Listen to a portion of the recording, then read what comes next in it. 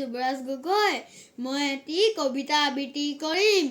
কবিতাৰ শিৰোনাম মাহী দেওৰ পুতলা। কবি নিৰ্মল প্ৰভা বৰদলৈ। আমাৰ ঘৰৰ ওচৰতে মাহী দেওৰ ঘৰ।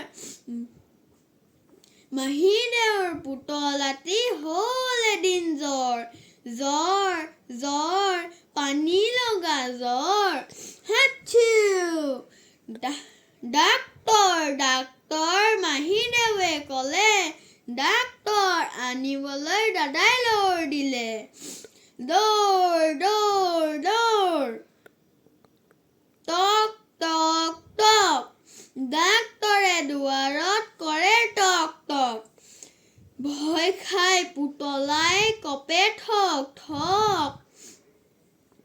ভয় নাই ডাক্তৰে ক'লে। লাহেকৈ পুতলাটিক বেজী এটা দিলে। আইঐ দৰৱ খালে গাখীৰ খালে জ্বৰ ভাল হ'ল। হাঁহি হাঁহি পুতলাই খেলিবলৈ গ'ল। নমস্কাৰ।